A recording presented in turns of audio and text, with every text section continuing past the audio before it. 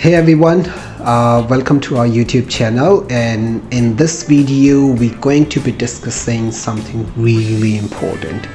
So as we all know that a lot of visas in Canada are being refused, particularly when we talk about India. The visa success rate for Canada is around 68%, and many number of visas are put down for several reasons. So here in this video today we're going to be discussing a particular case study, and I would be bringing many number of case studies with different portfolios, with different profiles, with different hurdles, and making them succeed, so all of you can get benefited, and I'm sure this would be very, very helpful. So today I have a case of somebody. I won't disclose the name for privacy reasons, but somebody who has been refused 3 times and got accepted into University Canada West for a master's in business administration MBA program, and lately after 2 refusals, what amendments we did in the profile, and it was a successful case in the end. So we'll discuss the whole scenario. In the first place, you can see the refusal letter. Here it was refused on December 2021. The visa officer stated that, "I'm not satisfied that you will leave Canada at the end of your stay as stipulated in subsection 2161 of IRPR based on the purpose of your visit." So apparently the officer is not happy or not able to figure out if the candidate would leave Canada at the end of their study gets over. So in a way they have doubt that he is not a temporary entrant, and he has a plan to settle or coming up with some ulterior motives, which they obviously do not like.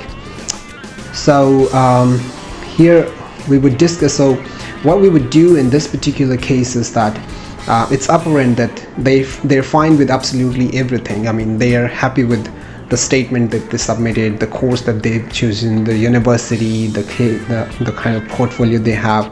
They're absolutely happy with everything. But the only thing that they're not happy is that their chance to come back. And to tackle this issue, we need to demonstrate the obligations or responsibilities back home. So the officers believe that they would come back after their studies gets over. And in order to do so, we would try to objectively demonstrate the obligations and convince the officer that they would come back after the course gets over. So let's look at the kind of statement we submitted in 3rd attempt, and after the 2 refusals. So what we've done here is that we have completely, so if you take a look at here, refusal justification, mention the refusal letter which they've highlighted on the refusal letter, and we have kind of taken our approach in 2 different ways. First, we have ideated the entire purpose, that the purpose is consistent, and I have a very strong reason to go and choose this particular program through different rebuttals, through facts and statistics, through giving holistic understanding and mature overview and perspective of the program, which is offered by University Canada West, and a deep thorough research on each and every aspect to make the officers believe that his intentions are genuine and he's not just randomly picking up ABC program. Because what happens is that a lot of people are undertaking this route to illegally enter the country. So the officers, particularly for mature applicants, it's very, very essential to demonstrate your obligations and your purpose, and to give the holistic information, because otherwise it will be very, very difficult to get through. I see even for top universities like Carleton, sometimes the visas are put down because the candidates do not make any effort to convince the officer that their intentions are right. So what we've done here is that if you look here, we've given the complete academic and the work background, and then connecting the dot, like how undertaking this MBA program would help. We've demonstrated that we've looked at some of the MBA programs in India and how they are not better than making this investment. We've looked over the ROI. We've given a complete analysis of the ROI, like what I currently earn and what I expect after I complete this program, and like how much I would be able to earn, and in how long, in what time period I can recover that money, because that's very essential. A lot of time what happens is that a candidate's salary is 10,000 in India, and then they invest around 20 lakh into a particular program, and then they think that they would get that sort of ROI from the course, so which is very, very unrealistic. So anything which is unrealistic or unreasonable would bar you, would hinder your chances to get a visa. So we shouldn't be doing that. In such cases, try to avoid your salary or things like that. Then we've given a complete comparison over why not doing an MBA in India, why not with IIM Ahmedabad, NMMIS Mumbai, IIM Bangalore, SPJN, IIM Calcutta. There's their fee structure compared with the fee structure, UCW, and then a complete understanding about the modules that the university offers, and how those modules are related to the current subject matter, the professional history, and how these MBA program, these modules would help to make things better when this person gets onto job or the companies, and then the comparison over why UCW, some stats and facts about the university, some insider guides, stats and numbers of the university. So just to demonstrate to the officers that this guy is serious and has done the marvelous research and not just putting up some random stuff here. And then a complete understanding of, because when you write your statement, you need to give the officers a complete understanding about your future plan, because that's they're very, very interested in. If you have no future plans, you're very less likely to succeed, because you have no idea what you wanted to do out of this program or after you complete the course. So which makes your inquiry ingenuine.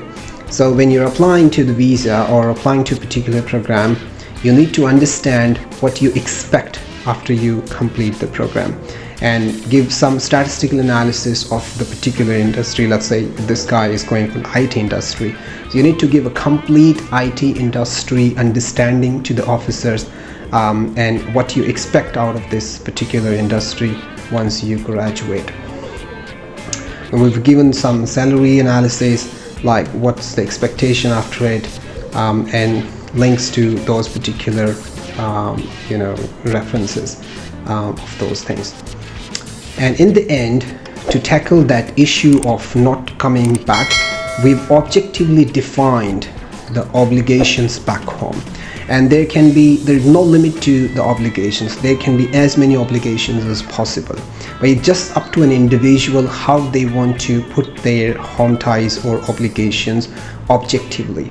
For in this case, let's say we've talked about the family obligation that the parents need, and how families are dependent on this guy and that he needs to come back. You can also show if there's somebody is medically ill at home, you can use that as an obligation, that how you need to come and support them.